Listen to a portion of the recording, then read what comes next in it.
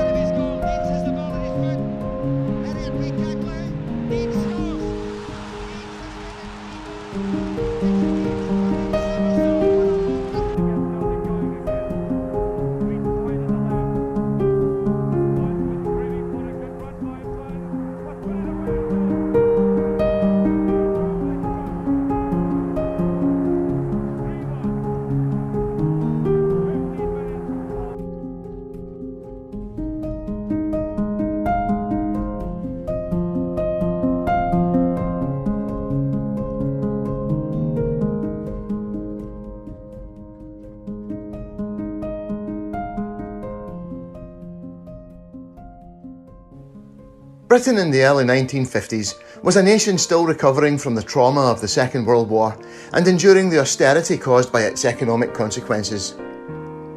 The coronation of Queen Elizabeth II in June 1953 was the first real national celebration since the end of the war, the excitement being heightened by the novelty of its upcoming live broadcast on television, resulting in a returning sense of optimism, with many commentators hailing the dawn of a new Elizabethan age.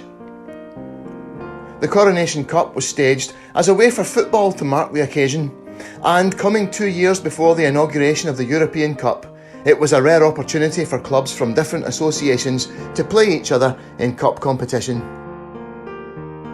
The entrants were ostensibly the top 4 clubs in England and Scotland.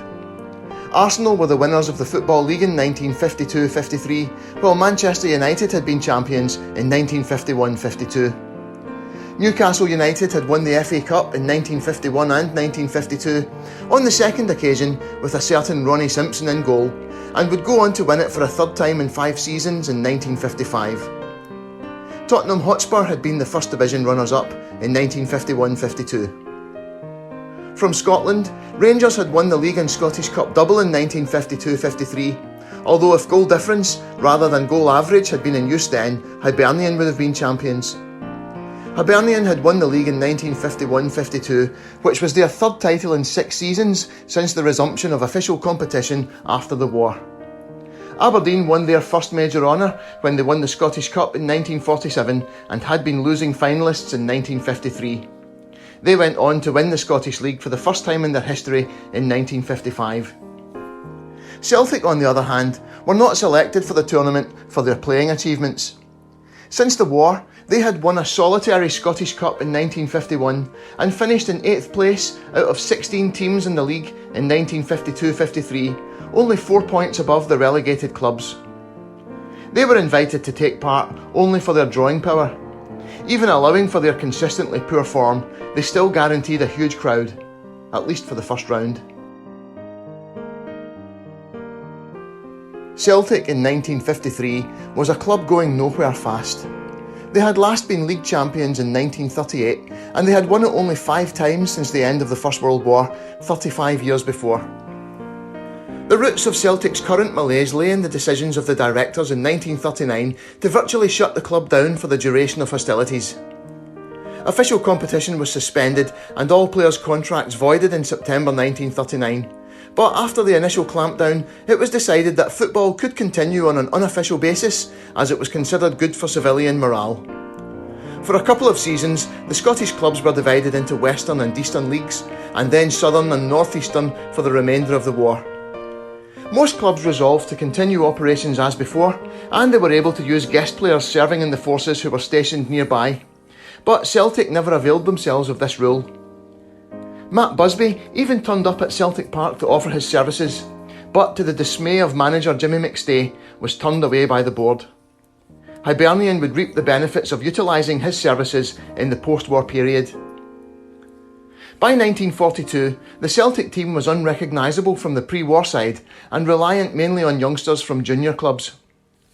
While they were barely operating during the war, Rangers by 1943 were entering a reserve side in the North Eastern League and taking the competitions every bit as seriously as the pre-war official competitions.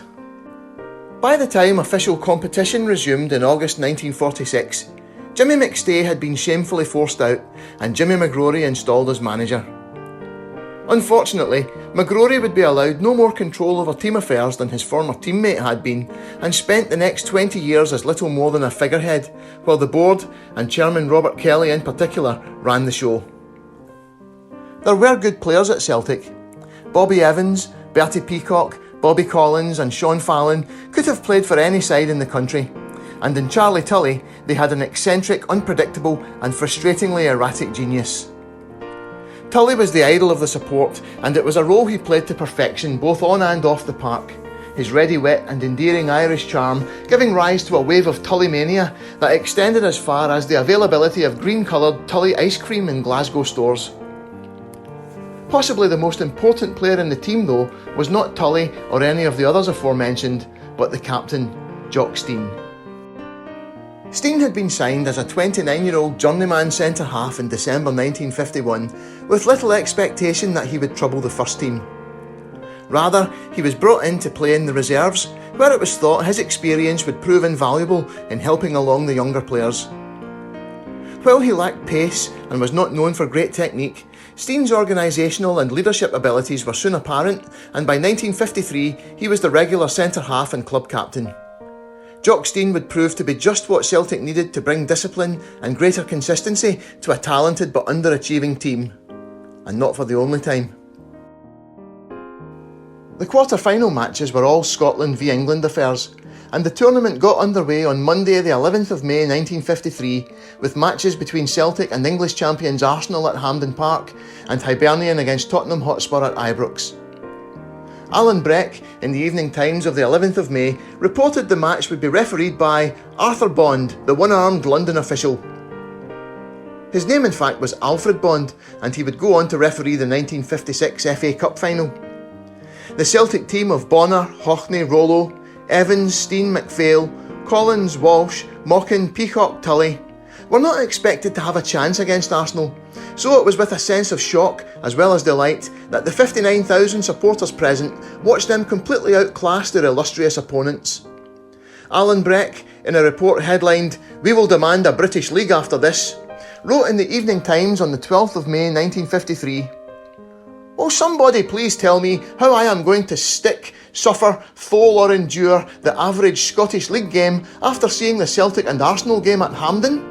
There was more sparkling football here than in a dozen of our own matches. I think too we are entitled to ask Celtic to give an account of themselves. Here was the team, and the presence of Neil Mockin does not account for it all, who drove their supporters to despair just a few weeks ago, coming up and putting on a display which was a credit to themselves and the Scottish game." He finished his report with, "It was an astonishing evening, for it had been so difficult to see a Celtic team which had won only 3 league games this year holding up the English League champions.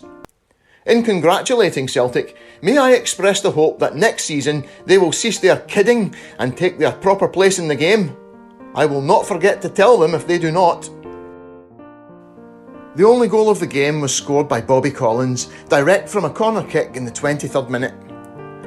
While this is a rare occurrence, it came only months after Charlie Tully's now legendary goal direct from a corner kick in a Scottish Cup tie against Falkirk at Brockville, where after the referee disallowed his first effort, on account of the ball not having been inside the D, Tully theatrically invited the linesman to place it for him before bringing the house down by repeating the feat. Hibernian drew 1-1 after extra time with Tottenham at Ibrox before beating them at the same venue the following evening, extra time again being required in a 2-1 win.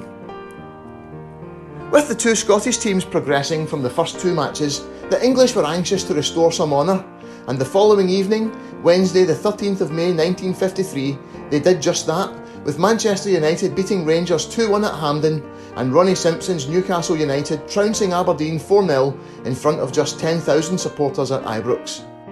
The semi-finals took place on Saturday the 16th of May 1953, with Celtic taking on Manchester United at Hampden and Hibernian facing Newcastle United at Ibrox. The afternoon was both a triumph and a disaster for Charlie Tully, who created both goals but pulled a muscle in the dying minutes that kept him out of the final. The two goals were classic Tully, as he first outwitted the United fullback Tommy McNulty on the byline, then chipped a perfect cutback into the path of the onrushing Bertie Peacock, who drove the ball powerfully into the net from the edge of the box. In the 53rd minute, he picked out the run of Neil Mochan with another floated pass over the United defence, and the recent signing from Middlesbrough slotted it past Jack Crompton with a low shot. A few minutes later, yet another Tully pass gave Bobby Collins an opportunity just 6 yards out, but his shot crashed off the crossbar. Jack Rowley pulled one back for United with just over 10 minutes remaining, but Celtic saw the game out comfortably before Tully's unfortunate injury.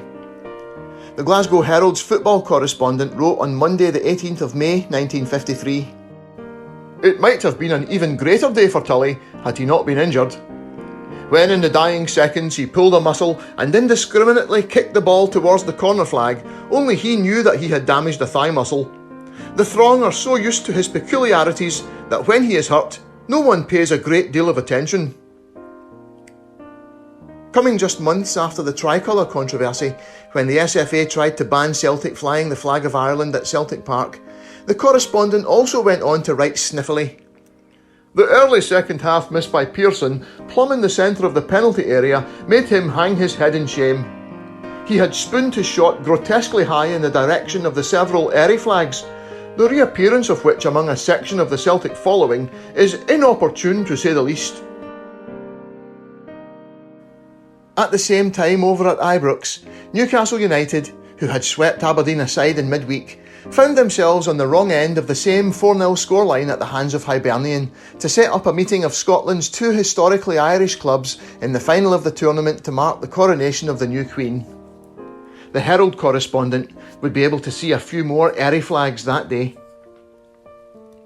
Hibernian were the pre-match favourites, although some writers were impressed by Celtic's form against Arsenal and Manchester United, and speculated the final could be a lot closer than might have been expected just a few short weeks before. Alan Breck wrote in the Evening Times on the day of the game, "We will see if the Celtic revival is maintained, although without Tully it is difficult to say how the team will be affected. We will also see if the Hibernian form, which delighted us so often during the season and which was in full bloom against Newcastle United, can be turned on again. I would have had little hesitation in giving my vote to Hibernian 2 weeks ago. Now, I am not so sure."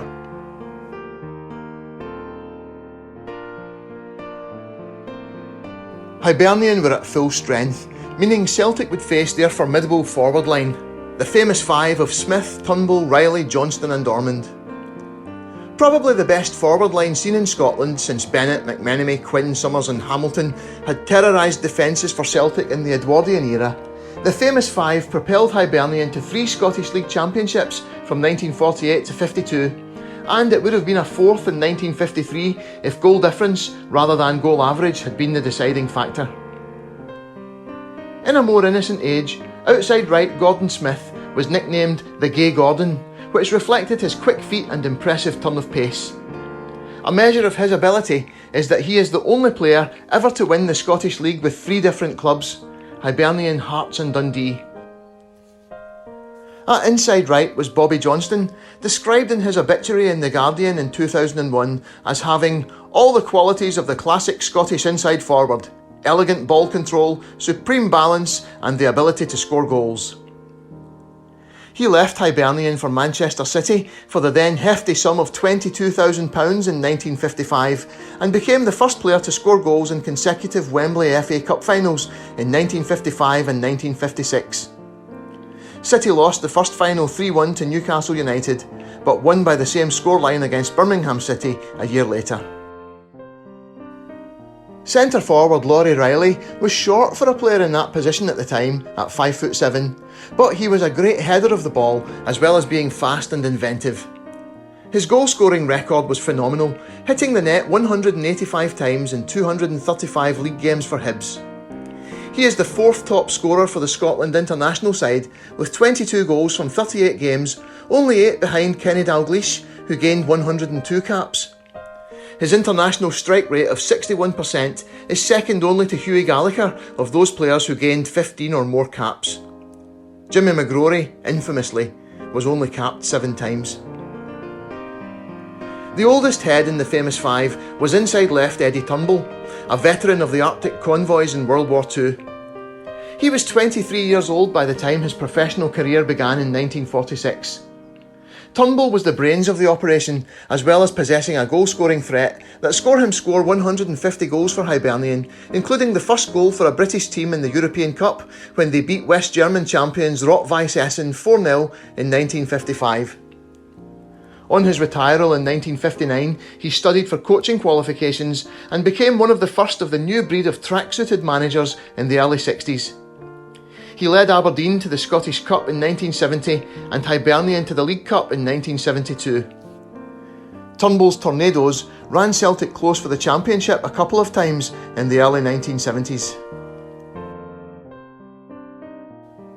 Completing the quintet at outside left was Willie Ormond, a fast and tricky winger who had been centre forward until the emergence of Riley. He scored 187 goals for Hibernian and, like Turnbull, enjoyed some success as a manager, taking Scotland to the 1974 World Cup, where they were the only unbeaten team in the competition, after building an attractive and dangerous St Johnstone side in the late 60s. All of the famous five are inductees of the SFA Hall of Fame and were at the peak of their powers in 1953. Hibernian were arguably the strongest team in the competition, and Celtic could not have had a tougher task in the Coronation Cup final.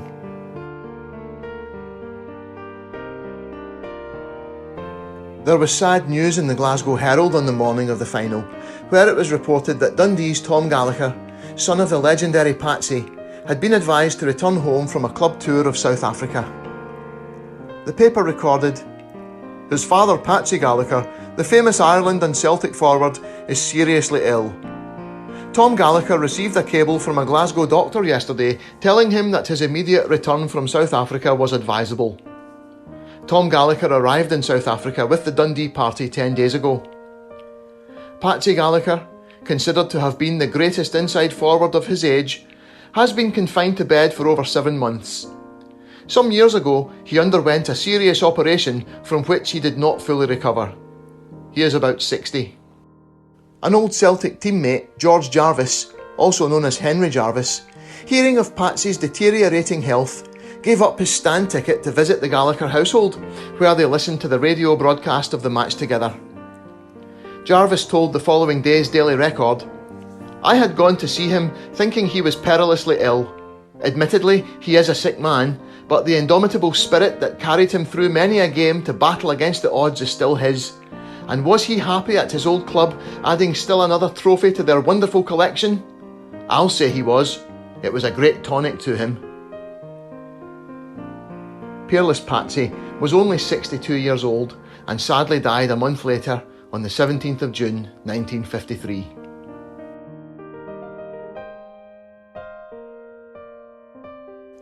The papers had made note of the effect of a new, lighter ball being used in the tournament and the impact this had had on play when combined with what had been dusty, hard pitches after a dry period.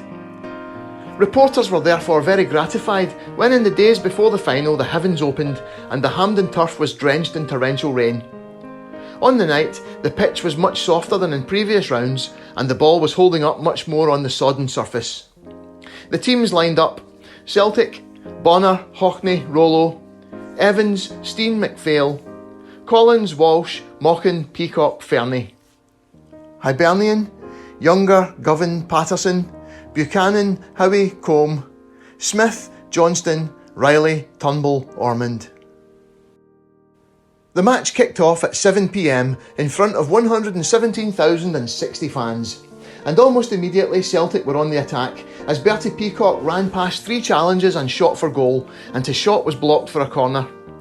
From the resultant flag kick, a scramble ensued in the box and the Hibs defence desperately cleared from under the crossbar to prevent a dream start for Celtic.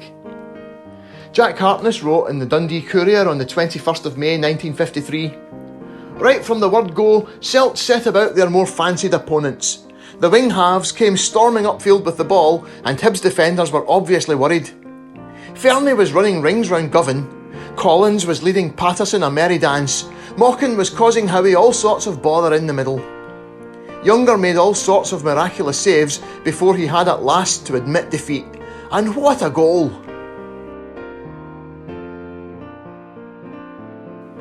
Exactly how far out Neil Mochan was when he opened the scoring for Celtic is a matter of conjecture.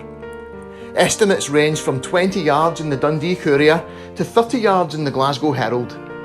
The Daily Record plumped for somewhere in between, writing on the 21st of May 1953. The ball came from the Celtic left into Hibs' penalty area. 2 Hibs and a Celt went for it. The leather broke from them to Mochan, standing 25 yards out. The centre steadied, looked at the target and smashed the ball with his right foot. The leather screamed its way to the net, entering at the juncture of Younger's right-hand post and the crossbar, with the keeper vainly clawing at space. The Glasgow Herald that same day described it slightly differently. A well-directed clearance by Steen was deflected by Fernie into the centre-forward's tracks. Like McGrory of old, he took the shortest way to goal, and just as the Hibernian defence closed in, he shot with his right foot from 30 yards, a ball that Younger, facing the sun, probably never saw till he picked it out of the net. So the newcomer certainly has already paid his way. The majority of the huge crowd celebrated wildly as Celtic went in 1-0 ahead at half-time, and they could very easily have been 2 up, with Jimmy Walsh missing a good chance just a few minutes before the break. Neil Mochan missed another good chance at the beginning of the second half before Hibernian finally began to show what they could do, and an unlikely hero stepped into the breach for Celtic. The Glasgow Herald wrote on the 21st of May 1953, "Bonner undoubtedly saved Celtic from defeat in a second half that was, even more than the first, in which Celtic were far the superior side, almost one-way traffic, so persistent were the Hibernian attacks." John Bonner was the classic post-war Celtic goalkeeper, mostly competent and on his day capable of brilliance, but also prone to the occasional costly error. He had been signed in 1948 as cover for regular keeper Willie Miller, who was one of the few truly top-class players at the club in that era. After Miller was injured in 1949, Bonner had staked his claim for the number 1 spot and had held it ever since, but the directors were not entirely satisfied with him. In the weeks before the Coronation Cup, Celtic made inquiries for Morton's Scotland international keeper Jimmy Cowan, who was transferred to Sunderland later that summer. Bonner had played well throughout the tournament, but in the final, he played the game of his life. The Daily Record wrote the morning after the match, "One man stood out above all the others, Celtic goalkeeper Bonner. He was magnificent, possessed of all the attributes of a truly great keeper and, bear this in mind, was at no time assisted by the lady known as Dame Fortune. Headers and shots arrived at varying speeds and from all angles at him, but he was always as safe as the Rock of Gibraltar. They shall not pass, he seemed to have vowed, and in keeping out the Hibs forwards, he, at times, as he threw himself at their feet, revealed high daring and a stout heart." It is no exaggeration to say that in the closing quarter of an hour he saved his side, and it was only right that on one occasion his mates rushed to congratulate him for one of his many feats of superb custodianship. Time and again Bonner defied Hibernian, and with Jock Stein shackling the normally deadly Riley, their attacks became increasingly desperate. As the match edged towards the closing minutes, tension was running high in the massed Celtic ranks on the Hampden slopes. Laurie Riley had cemented an already growing reputation for late strikes just a month before at Wembley, scoring an equaliser 30 seconds from time to earn the nickname of Last Minute Riley. A support that had grown used to disappointment over the previous decade and a half anxiously counted down the seconds and minutes, fearful that sooner or later the immovable object that was Bonner must break before the irresistible force of the famous 5. Then Bedlam, as Turnbull floated a perfect cross to Johnston, whose looping header looked for all the world like it was destined to drop in just under the crossbar, before Bonner, to general disbelief, leapt high to his left, and clawing desperately at the air, with the very tip of his fingers diverted it onto the crossbar and over. The crowd roared in relief and jubilation, and Bonner was swamped by teammates rushing to show their appreciation. But even better was to follow, with the cheers for Bonner's save still ringing in the air as the corner kick was slung over and cleared. Suddenly Celtic were breaking towards the Hibs goal. As the ball was zipped upfield and Celtic poured forward in numbers, a shot by Willie Fernie was blocked on the line by Hibs centre-half Howie, but the rebound fell kindly for Jimmy Walsh, who calmly stroked it home to send the Celtic fans into raptures. The final whistle was the spark for scenes of wild celebrations, not only on the terraces but across the city and further afield. In the following day's Daily Record, Max Layton wrote of a walk through the Gorbals under the headline, "A City Goes Crazy." The streets were thronged with cheering crowds. People were shaking hands with their neighbours, friends and total strangers, and from hundreds of lips poured praise for the green and whites. Women, some carried babies in their arms, were nearly as strong numerically as the menfolk in the throng, and for the children it was a field day. Said a policeman, "You would think it was Coronation Day." And for Celtic fans, it was Coronation Cup night. How did I feel about it all? Well, I wasn't at the game, and being neutral, didn't care who won. But what I saw afterwards in the streets of at least one part of Glasgow convinced me I was in the most football-crazy city in Britain. For Celtic fans long accustomed to disappointment, this was a rare bright spot amidst the gloom of the immediate post-war years, and they needed no encouragement to celebrate a success that brought to mind memories of the Empire Exhibition Cup of 1938, with the club proving they could compete with the best not only in Scotland but the whole of Britain. The glory days were still more than a decade away, but the momentum of the Coronation Cup triumph would kickstart a period of modest success through the rest of the 1950s, with 1953-54 seeing Celtic capture the League and Scottish Cup double for the first time since before World War I. Celtic fans didn't care much for royalty or the upcoming coronation of the new Queen, but the Coronation Cup tournament, and especially its final, provided them with one of the greatest of the great Celtic days.